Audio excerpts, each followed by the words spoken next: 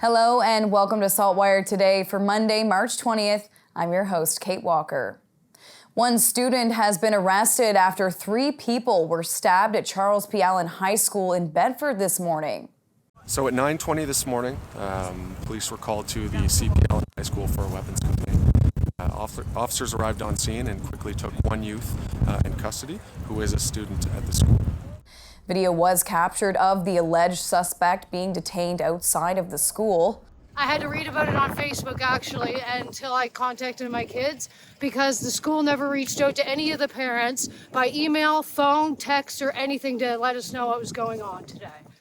Officers say they found 3 people who had been stabbed. They have been taken to hospital with unknown injuries.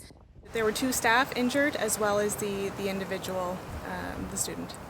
A hold and secure was in place, and the school announced at 10:30 this morning that it was closing for the day and students would be dismissed. It's really wild to think about that. This could have been one of us or something else could have been really worse.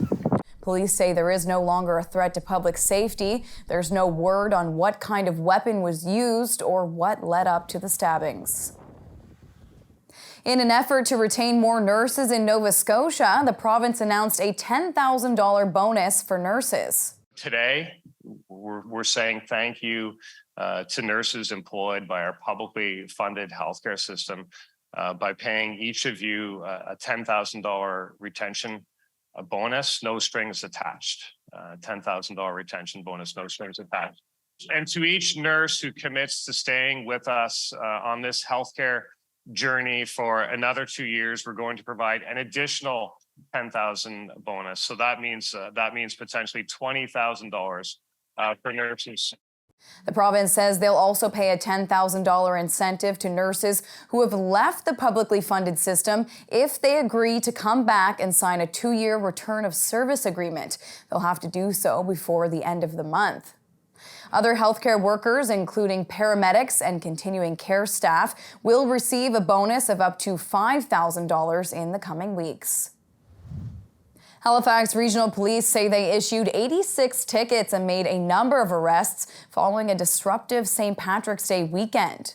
Police say the violations happened during a number of St. Patrick's Day gatherings and parties over the weekend, a majority of which took place in neighborhoods around Dalhousie University. HRPs say they made 5 arrests and issued 86 tickets for a variety of things like public intoxication and illegal possession of alcohol. In a statement from police today, they say many participants were disruptive, intoxicated, and demonstrated what they call a high level of disregard for neighbors and first responders. HRP says despite warnings leading up to the holiday, hundreds of young people gathered and disrupted the local neighborhood. The statement reads, HRP had to deploy significant resources to manage these events. Some good news for Colchester County residents.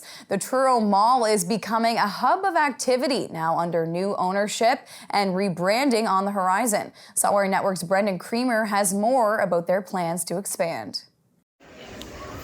At a time when malls are dead or dying, the Truro Mall is alive and thriving. Under new management, the mall, soon rebranding to the Hub, has picked up traction in both its retail and its restaurants. The latter is about to see a huge upgrade. Marketing Director Callista Kozat spoke of what people can expect for the mall's new food court. As you can see, the mall is getting really busy and we're really excited about some of the new tenants that we have coming in and the new developments that are going on. Soon we'll have Filthy Phillies and we're going to have a brewery, which is really exciting. We've still got a couple of spots left. We're hoping for a market space, which would be really exciting. And we've got a food truck, which is a really cool concept. And I think we might be doing something really fun with that coming up. With the new developments at the mall, Kozat said it's bound to be a hub of activity. This is Brendan Creamer in Truro with the SaltWire Network. It's time now for a glimpse of today's Thinking Out Loud with Sheldon McLeod. Today, Sheldon is speaking with both Liberal leader Zach Churchill and NDP leader Claudia Chender about the spring sitting of the legislature opening tomorrow. How do you make the business of the House relevant, that people want to pay attention, that it's not just political theater? Well, we've got to talk about the issues that matter to people. The worsening state of our healthcare system is, of course, top of mind, and this is why Premier Houston was elected in the first place, was to fix healthcare. And he said we see changes on day one. And again, 2 key areas: how many people have a family doctor, and emergency room closures.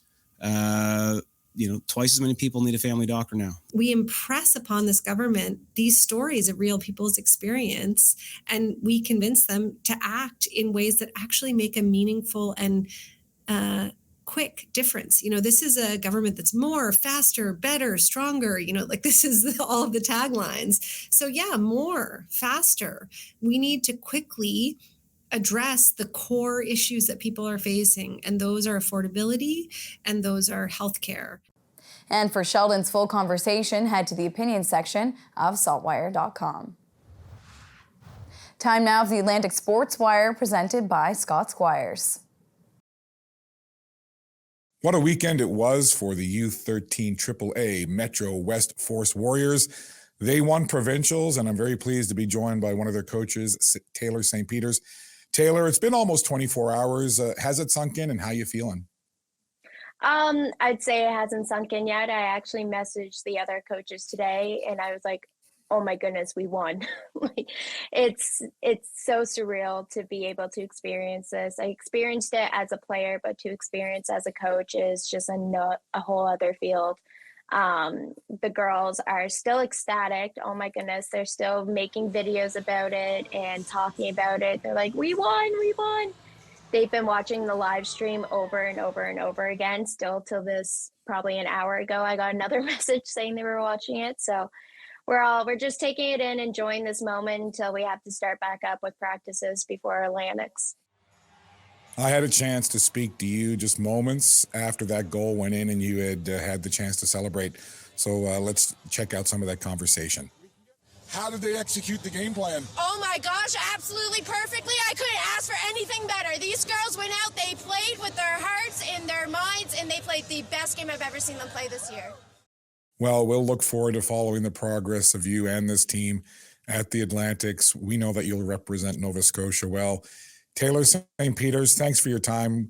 It's been great to chat with you. Again, congratulations on winning provincials. Good luck at Atlantics, and we'll talk soon. Thank you so much. In Halifax, I'm Scott Squires for the Atlantic Sports Wire. Thank you, Scott. On to weather now. To see what's coming up in the forecast, we're going to check in now with our weather specialist, Alistair Alders, on this first day of spring. Thanks, Kate, and happy first day of spring. The new season officially arrives at 6:24 this evening. It was a bit chilly out here today for the first day of spring, especially with these gusty winds. However, lots of sunshine, which was a great way to welcome in the new season. We do have spring-like weather in the forecast before, unfortunately, some hints of winter returning later this week. This evening we'll have clear skies and the temperature near zero. Winds will become light this evening. And then a chilly start waking up tomorrow morning near -4, but a bright sunny start to the day. We will see a mix of sun and cloud tomorrow afternoon ahead of a weak disturbance, but it's going to be mild, up to 8 degrees for the high. This weak disturbance will bring a chance of showers into the region tomorrow evening. Chance of showers or drizzle overall, nothing too significant in the forecast. We then have nice weather in the forecast, otherwise heading through Wednesday. And then a system on the way for Thursday that's likely to begin as a bit of snow and then mix over to some rain. It's not looking like it will be a significant amount of snow for us, but certainly a system that we will want to watch for the next few days. Kate. Thank you, Alistair. That's all for now. For more extended video and full online articles, stay tuned to SaltWire.com. And you can find us on Instagram, YouTube, and Twitter. I'm your host, Kate Walker. Thank you for joining us, and we'll see you back here tomorrow.